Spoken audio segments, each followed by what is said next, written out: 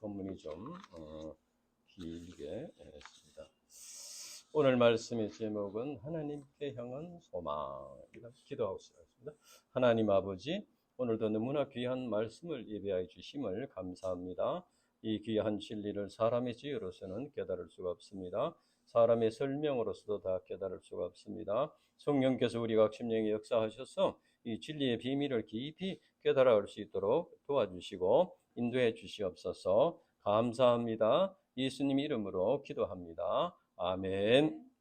요절 말씀 24장 15절 우리 같이 읽어보겠습니다. 24장 15절. 24장 15절 시작. 그들이 기다리는 바 하나님께 향한 소망을 나도 가졌으니 또 의인과 악인의 부활이 있으리라 함이니이다. 오늘 말씀은 바울이 공회에서 신문을 받고 또 총독 벨릭스 앞에서도 신문을 받는 그를 받으면서 자기를 변명하는 그런 내용입니다.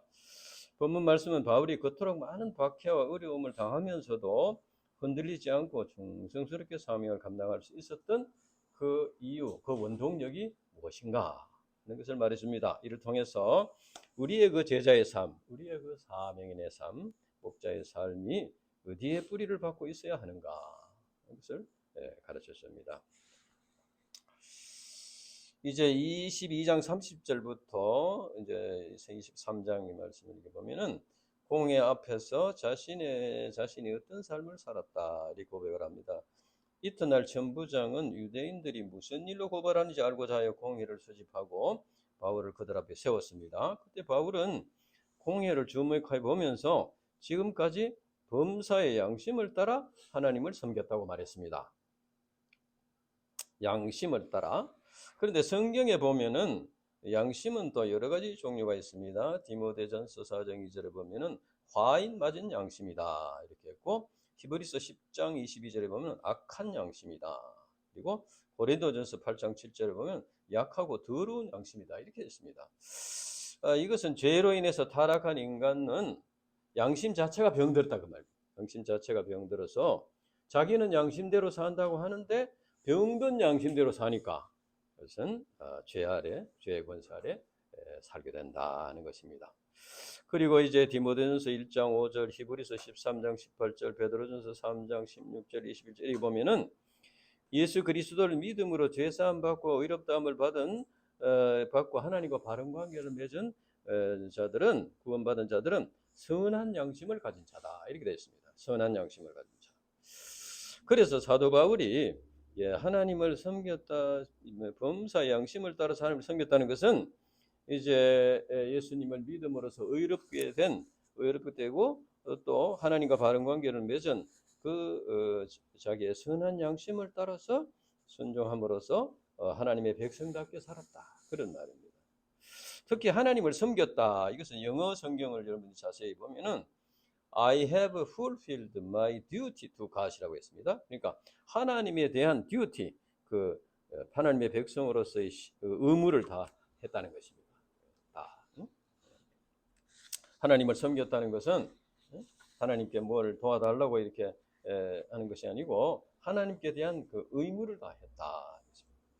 그때 바울과 제사장 사이에 이제 논쟁이 벌어졌습니다. 2절부터 보면은 이제 대제사장 아나니아는 이것은 이제 그때는 그 헤롯 왕에 의해서 임명이 된 그런 제사장인데 그런 이제 이 바울을 죄인으로 보는데 이제 대제사장은 그 죄인이 감히 양심을 따라서 하나님을 섬겼다고 하니까 이것은 하나님을 모독하는 것이다 이렇게 해서 그 입을 치라고 했습니다.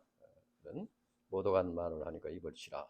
그때 바울은 대제사장에게 회칠한 담이여 하나님이 너를 치시리로다 이렇게 책망했습니다. 회칠한 담이라는 것은 담은 다 허물어져 가는데 거기다 깨끗한 칠을 해서 마치 참 튼튼한 담같이 보이지만 곧 무너지게 된다는 것입니다. 이것은 그 당시에 이제 화인 맞은 양심, 악한 양심, 약하고 더러운 양심, 이런 그 타락한 인간의 본성에 기초한 양심을 가진 유대인들에게 외식적인 신앙을 잘 표현한 것입니다.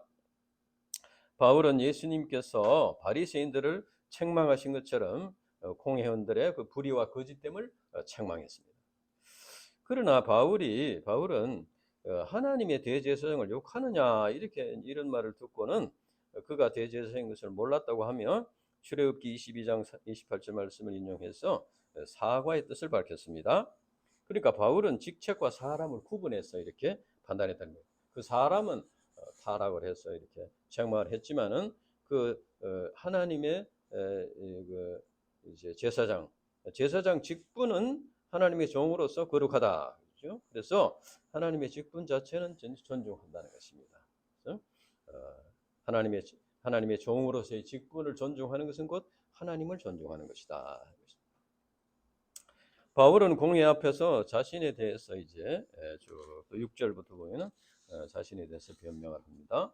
바울은 공회원들에게 자신은 바리새인이다 그렇게 밝히고 죽은 자의 소망 곧 부활로 말미암아 신문을 받고 있다 이렇게 밝혔습니다. 여기서 죽은 자의 소망 즉 부활이라는 것은 유대인들이 죽인 예수님이 부활하셨고 또 그 예수님을 믿는 자들은 또 장차 부활한다. 그걸 믿는다는 겁니다. 믿는 자의 죽은 자의 소망, 즉 부활을 믿는다는 것은 일차적으로는 예수님의 부활하심을 믿고 그 예수님을 믿는 자는 앞으로 부활해서 믿지 않는 자들은 심판을 받고 믿는 자들은 하나님 나라에 들어간다 하는 그 소망을 말하는 것입니다. 바울이 부활의 소망에 대해서 말하자 이제 바리새인과 사두개인 사이에 교리 문제로 다툼이 생겼습니다. 사두개인들은 세속주의자들인데 이들은 부활도 믿지 않고 영도 믿지 않고 천사도 믿지 않았습니다. 그러나 바리새인들은 율법주의자들인데 영과 천사와 부활을 믿었습니다. 그러니까 제사장들은 주로 사두개파에 속했고 서기관들은 바리새파에 속했습니다. 그래서 바리새인 중에 서기관 몇 사람이 바울이 부활신앙에 대해서 얘기를 하니까 그에게서 악한 것이 없다 이렇게 옹호를 했습니다. 바리새인들은 특히 이제 그들은 바울의 말이 영이나 천사가 일러준 것이면 어떻게 하겠느냐 이렇게 말했습니다. 이것은 바울의 말이 하나님으로부터 온 것이면 그것을 인정하고 받아들이지 되지 않느냐 그런 의미입니다. 그러자 사두개인들은 또 화가 나서 더 분쟁이 커졌습니다. 그러니까 천부장이 볼 때 이 분쟁의 와중에서 바울이 상해를 입을까 해서 다시 영내로 데리고 들어갔다 했습니다. 천부장은 바울이 무슨 기독교 신자도 아니고 이 천부장은 자신이 뭐 기독교에 대해서 무슨 이런 호의적인 마음을 가진 것이 아니고 만약에 소요가 일어나 가지고 바울이 상해를 당하게 되면은 안 되니까 특히 바울은 이제 로마 시민권을 가진 자고 이렇게 하니까 바울을 보호하기 위해서 데리고 갔다. 이제 11절에 보면은 우리 11절 같이 읽어보겠습니다. 23장 11절 23장 11절 같이 읽어봅시다. 시작. 그날 밤에 주께서 바울 곁에 서서 이르시되 담대하라 내가 예루살렘에서 나의 일을 정언한 것 같이 로마에서도 정언하여야 하리라 하시니라 했습니다. 그날 밤에 주께서 바울 곁에 서서 했습니다. 바울 곁에 서서 이것은 주님께서 늘 이제 바울과 함께 하신다는 것입니다. 그러니까 주님께서 그때 갑자기 바울에게 나타나셨다기보다는 늘 함께 하셨는데 바울이 위기에 처했을 때 나타나셔가지고 위로와 힘을 주셨다는 것입니다. 그래서 담대하라 네가 예루살렘에서 나의 일을 정언한 것 같이 로마에서도 정언하여 하리라.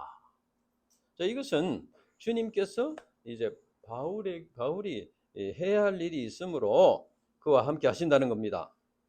여기 보면은 이제 나의 일을 예루살렘에서 나의 일을 정언한 것 같이 로마에서도 그것을 나의 일, 주님의 일을 주님의 구원의 복음 진리를 정언 이제 해야 한다는 것입니다.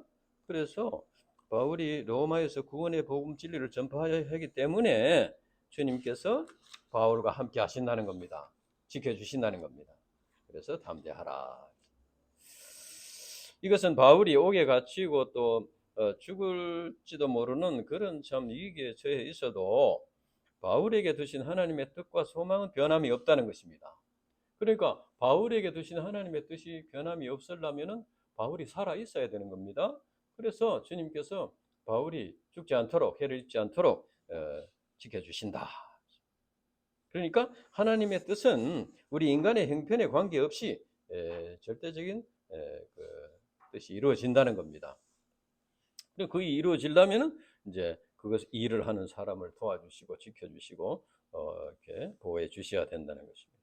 그래서 주님께서는 그동안 바울이 중대한 고비를 맞을 때마다 나타나셔가지고 말씀으로 위로하시고 힘을 주셔서 사명 감당하도록 도와주셨다는 것입니다.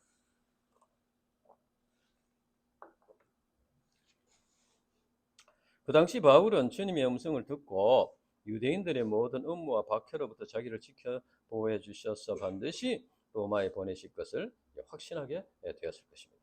그래서 바울은 믿음으로 2년 동안이나 옥중생활을 했지만은 그것을 견딜 수 있었습니다.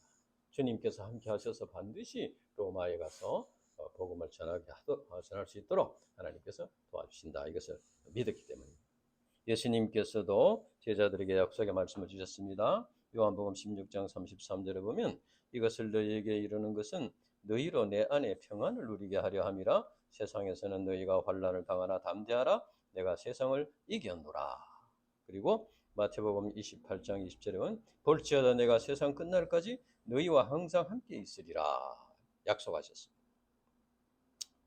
이 세상은 사단 마귀가 지배하고 있습니다. 그래서 이렇게 어떤 제자의 삶, 목자의 삶을 결단하더라도 그저 평안한 길만 있는 것이 아니고 사탄 마귀의 공격으로 인해서 사망의 엄침한 골짜기 같은 어려움을 만날 수가 있습니다.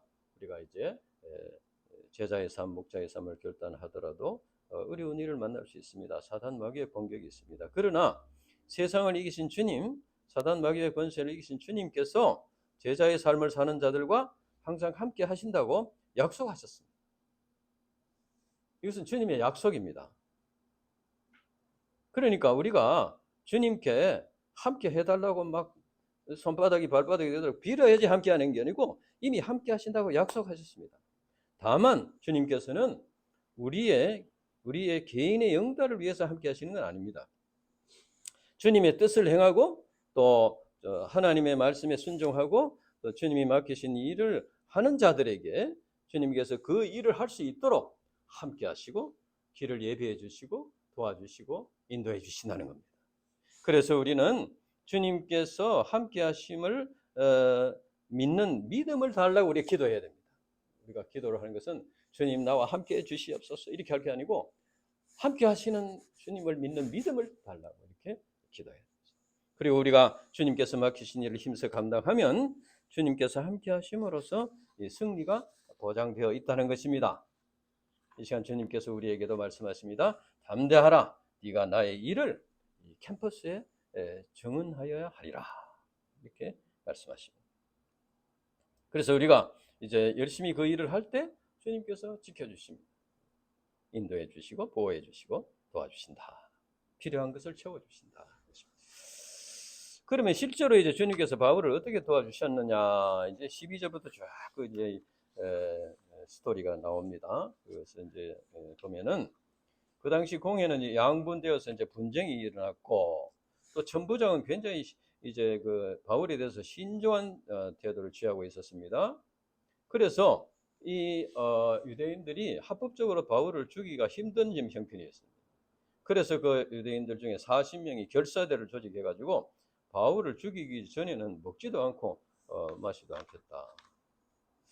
그래서 음모를 꾸몄는데 천부장에 가서 우리가 바울에게 대해서 좀 신문할 것이 아직 더 남아 있으니까 좀 보내주세요. 이렇게 해가지고 바울이 공회로 오는 동안에 중간에 매복해 있다가 바울을 죽이려고 했다.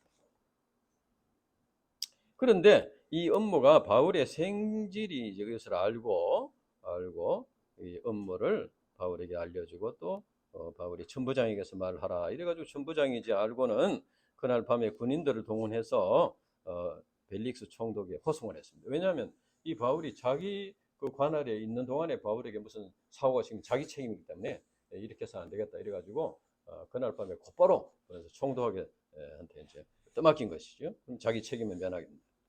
그리고 또 총독한테 이제 편지를 보냈는데 굉장히 좀 과장된 내용도 있지만은 그러나 이 바울은 종교적인 문제일 뿐 로마에 반역하는 그런 죄는 없다 이렇게 명시를 해가지고 보냈습니다. 그래서 바울은 이제 군인들의 보호를 받으면서 가이사르로 호송되었는데 총독 벨리스는 그 편지를 읽고 이제 그 헤롯 궁에 가두어 두었다. 이렇게 해서 바울은 유대인들의 그 살해 음모에서 벗어나게 되었습니다. 여기서 이제 바울의 생질이 유대인들의 음모를 알게 된 것이나 천부장이 이것을 알고 군대를 동원해서 총독에 호송한 것이나 이것은 다 하나님의 구원의 손길이 미친 것입니다. 하나님의 구원의 손길로 인한 것입니다. 이처럼 하나님께서는 악인의 음모를 아시고 구원의 손길을 붙여서 우리 신자들을 보호해 주시고 도와주신다. 역대하 16장 9절에 보면은 여호와의 눈은 온 땅을 두루 관찰하사 전심으로 자기에게 향하는 자를 위하여 능력을 베푸시나니. 하나님께서는 시편 121편 졸지도 아니하시고 주무시도 아니하시며 우리 신자들을 살펴고 지켜주신다 했습니다. 그래서 전심으로 하나님을 의지하는 자들에게 능력을 베푸시고 사단 마귀와 싸워서 이기도록 도와주신다는 것입니다. 이제 그 음모가 이제는 무산이 되니까 24장에서는 대제사장 아나니아가 또 새롭게 변호사를 이렇게 고용을 해가지고 바울을 또 고발을 합니다. 이제는 전에는 천부장한테 이제 했는데 이제는 총독에게 고발을 합니다. 이 드둘러라는 이 변호사가 총독 벨릭스 총독에게 아첨하는 말을 하면서 이제 바울에 대해서 세 가지로 제목을 고발했는데 첫째는 바울이 흩어진 유대인들로 하여금 소요를 일으키게 한다. 이 사람은 전염병과 같은 자라. 근데 영어 성경에 보면은 this man to be a troublemaker. 여러분 이제 소요를 일으키는 문제를 일으키는 자다 이렇게 했습니다. 그러니까 그러면 이제 소요를 일으킨다고 해야지 로마에서는 이걸 굉장히 이제 엄하게 다스리니까 이렇게 고발했습니다. 그리고 두 번째 제목은 나사렛 이단의 우두머리다 이렇게 됩니다. 이거는 뭐 이제 로마에서도 별 뭐 이렇게 관심이 없어 뭐 이단 종교 문제에 대해서는 이단이 그러나 하여튼 이단의 우두머리다. 그리고 셋째는 성전을 더럽혔다 이런 제목으로 이제 고발을 했습니다. 그때 바울은 자신에 대해서 변명을 했습니다. 첫째, 소요를 일으켰다는 제목에 대해서 10절에서 13절까지 보면은 이 바울이 예루살렘에 올라간 것은 얼마 되지 않았다. 예루살렘에서 열이틀 정도밖에 되지 않았다. 그 짧은 기간에 뭐 누가 변론을 하고 뭐 선동을 하고 이렇게 할 그런 것이 아니었다는 것입니다. 그것은 그들도 아는 바다 이렇게 해서 그래서 이제 그들도 이제 이 점에 대해서 어떤 증거를 제시하지 못하고 있다는 것을 강조했습니다. 그리고 이제 둘째는 이단이라는 유대인들의 주장에 대해서 반박을 하는데 14절에 보면은 이걸 잘 보면 이제 그들이 이단이라고 하는 도를 따라 조상의 하나님을 섬겼다고 했습니다. 그들이 이단이라고 하는 도는 뭐냐? 하나님께서 예수 그리스도를 독생자 예수님을 보내셔가지고 구원의 역사를 이루신다 하는 이 진리입니다. 그래서 이 진리를 이제 바울은 받아들였다는 거예요. 받아들이고 그 진리에 기초해서 하나님을 섬겼다는 겁니다. 그리고 율법과 선지자들이 글이라는 것은 이제 구약 성경을 말하는데 구약 성경의 핵심도 하나님께서 독생자를 보내셔서 구원의 역사를 이루신다 하는 그 내용입니다. 그리고 이제 그 앞서서는 구약의 내용은 하나님께서 이스라엘 백성들을 택하셔서 구원의 역사를 세상 만민을 구원하는 역사를 이루고자 이렇게 하셨는데 그 유대인들이 그걸 잘 순종하지 않고 안 했기 때문에 예수 그리스도를 통한 이 구원의 역사를 이제 이루고자 하신다 그런 말입니다. 그래서 바울은 그들이 이단이라고 하는 도를 따라서 하나님을 섬겼다. 그리고 성경에 기록된 것을 다 믿었다. 또 그리고 그들이 기다리는 바 하나님께 향한 소망을 자신도 가졌다고 했습니다. 여기서 그들이 기다리는 바 하나님께 향한 소망이라는 건 뭐냐 하면은 메시아를 통해서 구원의 역사를 이룬다는 것입니다. 그러니까 유대인들도 메시아를 기다렸습니다. 또 바울은 물론 메시아를 통한 구원의 역사를 믿었습니다. 그러니까 이 말은 뭐냐 하면은 메시아를 통한 구원을 이루는 그 하나님께 향한 소망은 메시아를 통해서 구원을 이루는 것인데 그 내용, 그러니까 메시아를 통해서 구원하는 그 내용과 의미가 서로 달랐다는 겁니다. 유대인들도 메시아를 믿었는데 그들은 뭘 믿었느냐 하면은 이제 지상 메시아 왕국, 그러니까 메시아가 와서 이스라엘의 그 왕이 되어 가지고 이 세상이 이스라엘을 중심으로 재편이 될 것이다. 그래서 이스라엘이 온 세상을 다스리게 된다. 메시아 왕국이 다스리 이렇게 생각했습니다. 그래서 이제 그 아브라함의 혈통으로 태어난 사람들만 구원을 받는다. 나머지는 다 심판을 받는다. 이렇게 생각했어요. 그리고 그 내용이 다른 것이죠. 그러나 바울이 믿고 있는 소망은 부활과 구원의 완성과 하나님 나라예요. 그러니까 예수님을 통해서 구원받고 또 예수님의 부활을 통해서 이제 우리 모든 사람들이 다 부활해서 심판받고 구원이 완성되고 또 하나님 나라에 들어간다. 이것은 유대인이나 이방인이나 차별이 없다는 겁니다. 그래서 장차 이제 이런 부활과 심판이 있다. 그러니까 유대인들과 그래서 하나님 나라에 들어간다. 그러니까 유대인들의 문제는 하나님의 택함을 받은 자로서 누리는 특권만 생각했지 그들이 감당해야 할 사명을 생각하지 않았다는 겁니다. 하나님께서 이스라엘 백성을 택하신 것은 그들만을 구원한 것이 아니고 세상 만민을 구원하기 위함이다. 즉 하나님의 택함을 받고 구원받아서 하나님 나라의 백성이 된 자들에게는 그 특권도 있고 사명도 있다는 겁니다. 그래서 바울이 이것으로 말미암아 하나님과 사람에게 항상 거리낌 없이 없기를 힘썼다고 했습니다.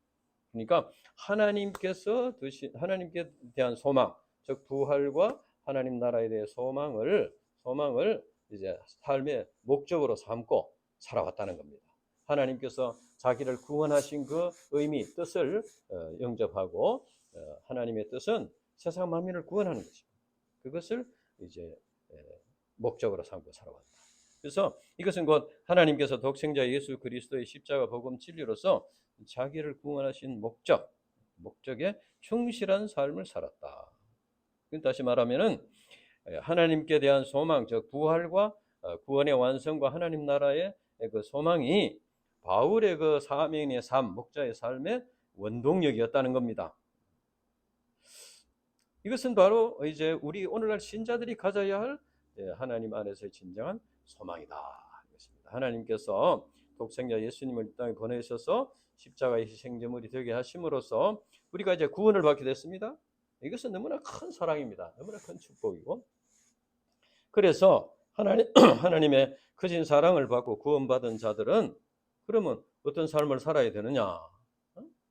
그냥 뭐 이제 천국이 보장됐으니까 적당히 자기가 즐기면서 살다가 그냥 천국에 가면 되는 것이 아니고, 이제는 세상 만민을 구원하시고자 하시는 하나님의 크신 뜻, 하나님의 소망, 그것을 이루는 삶을 살아야 한다 하는 것입니다.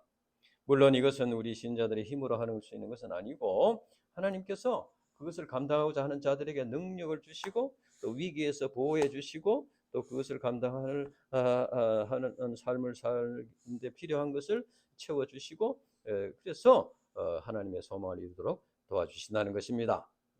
다시 말하면 주님의 그 구원의 은혜를 깊이 체험하고 주님의 그 부르심을 영접하고 이제 그 구원의 역사를 이루고자 하는 삶을 살고자 하면은 거기에 필요한 건강도 주시고 또 이제 직장도 주시고 또 결혼할 동역자도 주시고 자녀들도 키워주시고 이렇게 해서 그래서 그 일을 할 수 있도록 해주신다는 겁니다. 그렇게 해줘야 이게 이제 우리 연약한 인간들이 이걸 할 수 있다는 거죠. 그러나 이제 이것을 잘 생각해야 되는 것이 이제 하나님의 뜻을 이루고 구원의 역사를 이루기 위해서 이제 건강도 주시고 직장도 주시고 이렇게 주시는데 그것은 하나님의 뜻을 이루는 삶을 사는 동안에 그저 이 땅에서 잠시 필요한 것이지 그것이 우리의 참된 소망은 아니다. 우리의 참된 소망은 하나님 나라이다. 우리가 이 땅에서 하나님의 뜻을 이루는 삶을 살다가 이제 하나님 나라에 가게 되는 그것이 참된 소망이고, 이 땅에서 하나님의 뜻을 이루고 이제 순종하는 삶을 살기 위해서 필요한 것을 주시는 것은 이 세상에 사는 동안에 잠시 주시는 것이지 그것이 소망이 될 수가 없다는 것입니다. 그래서 우리 신자들의 참된 소망은 부활과 구원의 완성과 하나님 나라에 있다는 것을 명심해야 할 것입니다.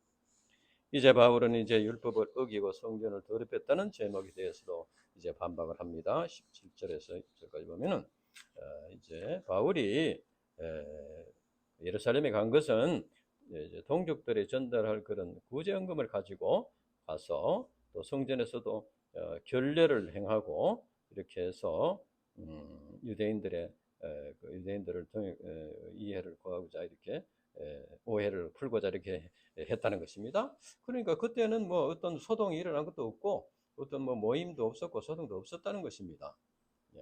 그리고 유대인들도 이걸 알고 있다. 다만 그때 이제 아시아에서 온 유대인들이 소동을 일으켰는데 그 바울은 그들에게 이제 그러면은 그들에게 한번 물어보십시오. 그들에게 왜 그때 소동을 일으켰냐? 바울에게 무슨 잘못이 있어 그랬냐? 한번 이제 증거를 제시하라고 한번 해보십시오. 이렇게 말했습니다. 그래서 바울은 이제 결론적으로 21절에 보면은 오직 내가 그들 가운데 서서 외치기를 내가 죽은 자의 부활에 대하여 오늘 너희 앞에 신문을 받는다고 이 한 소리만 있을 따름이다. 그러니까 바울 자신이 신문을 받는 이유는 죽은 자의 부활을 증거했기 때문에 그래서 이렇게 유대인들 공회원들에게 신문을 받습니다. 이렇게 했을 뿐이다는 겁니다.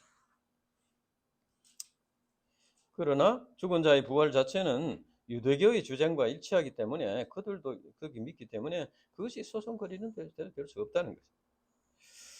그때 벨릭스는 22절에 보면은 벨릭스도 이제 유대 그 총독으로서 이제 그 하나님에 대해서 또 이렇게 많이 알고 있기 때문에 더 자세히 알고 있었다는 거죠. 벨릭스가 이미 알고 있었다. 그래서 이제 연기해서 천부장이 오면은 처결하겠다 이렇게 연기를 시켰습니다.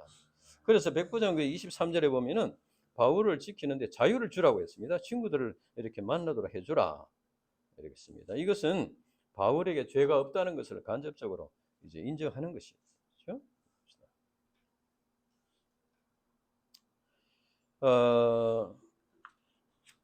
그러니까 바울이 이런 대우를 받는 것은 이제 로마 시민권자이기도 하지만은 이제 바울이 무죄라는 것을 알기 때문에 그렇게 했다. 그때 바울은 이제 24절에서 보면은 총독 벨릭스에게 이제 강론을 했습니다. 바울은 벨릭스와 드루실라 부부에게 의와 절제와 장차올 심판에 대해서 강론했습니다. 의라는 것은 죄인이 예수님을 믿음으로써 죄 사함을 받고 하나님과 바른 관계를 회복하는 것이 의입니다. 그러니까 당신들이 예수님을 믿음으로써 죄 사함 받고 구원받아서 하나님과 바른 관계를 맺어야 됩니다. 이걸 정했고 그 다음에는 이제 절제에 대해서 이것은 이제 정욕과 부귀영화 이렇게 몰두하는 것을 이렇게 절제하고 회개해야 된다는 겁니다. 돌이켜야 된다는 것입니다. 그리고 마지막으로 장차올 공의로운 심판에 대해서 정언했습니다. 바울은 이제 벨릭스 총독은 바울을 죽일 수도 있고 살릴 수도 있는 사람입니다.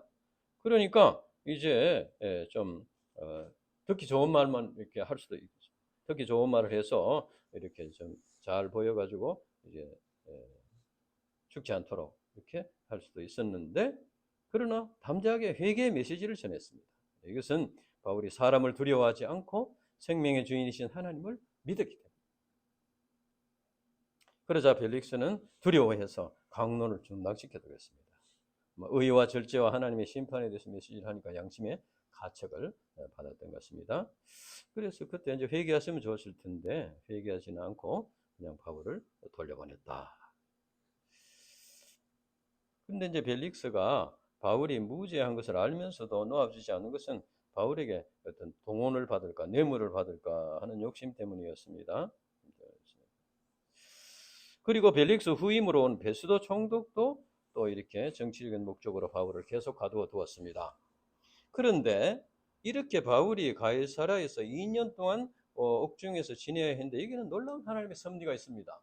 왜냐하면 이때 바울이 석방이 됐다면 유대인들에게 암살됐을 가능성이 많습니다.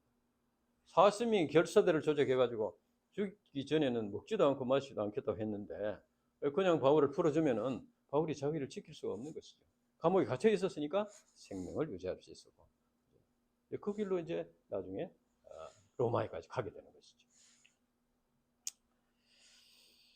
그리고 바울이 옥중에 이제 있었기 때문에 또 그 총독이 배를 해서 자유로운 친구도 만나고 이렇게 자유롭게 했기 때문에 거기에서 3차에 걸친 전도 여행의 피로를 풀고 또 하나님과 교제하면서 영적인 재충전의 시간을 가질 수가 있었다.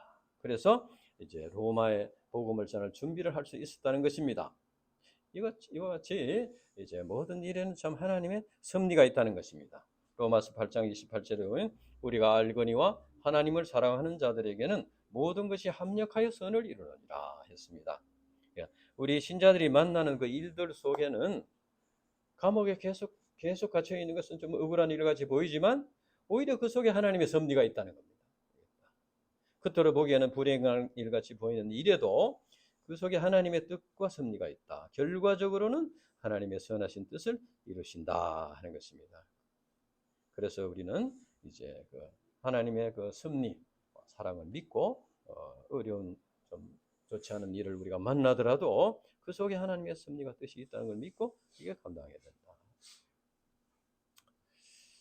본문 말씀에 바울이 공회에서 신문을 받을 때 죽은 자의 소망 곧 부활로 말미암아 신문을 받노라 23장 6절에 그렇게 했고, 그 다음에 총독 벨리스 앞에서 신문을 받을 때도 하나님께 향한 소망을 나도 가졌으니 곧 의인과 악인의 부활이 있으리라 함이니이다. 그러니까 그 부활입니다. 부활로 말미암아 신문을 받고 또 이제 하나님께 대한 소망을 가졌는데 그것은 의인과 악인이 부활을 해서 나중에 심판을 받을 사람 심판받고 구원받으면 이제 하나님 나라에 간다 하는 것입니다. 그러니까 바울의 신앙의 기초는 부활 신앙이었다는 겁니다. 부활 신앙은 예수님의 부활을 믿음으로써 우리 자신의 부활을 믿는 신앙입니다. 그리고 부활 신앙은 장차 주님께서 심판장으로 오셔서 이 세상을 심판하시고 악의 세력을 멸하시고 사단 마귀의 생활을 멸하신다는 걸 믿는 신앙이 부활 신앙. 그리고 부활 신앙은 우리가 장차 영원한 하나님 나라에 들어간다는, 그래서 구원이 완성된다는 그것을 믿는 것이 부활 신앙입니다. 바로 이러한 부활 신앙과 하나님 나라의 소망으로 인해서 어떤 박해와 또 고난이 있었지만 죽음까지도 두려워하지 않고 복음을 전파하는 믿음의 용사가 되었습니다. 바울의 신앙과 삶은 부활 신앙과 하나님 나라의 소망의 뿌리를 받고 있었다 하는 것입니다. 즉 바울의 사명의 삶의 원동력이 하나님께 향한 소망, 즉 부활 신앙과 하나님 나라의 소망에 있었다는 겁니다. 오늘 본문 말씀은 이제 오늘 우리 신자들이 삶의 그 목적, 삶의 원동력이 무엇인가 하는 것을 가르쳐 줍니다. 무엇인가? 우리의 신앙생활, 제자의 삶, 목자의 삶의 그 동기와 목적이 무엇인가? 그것은 하나님께 향한 소망, 즉 부활 신앙과 하나님 나라의 삶의 목적과 원동력이 있다는 것입니다. 이는 곧 우리의 신앙이 하나님을 향한 소망,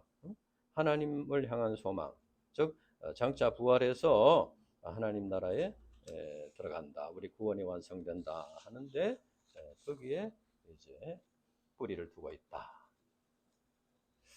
지난번에 얘기했지만 우리 어떤 기독교 신문에 보니까 한국 교회 명목상 신자가 한 40% 정도 된다고 했습니다.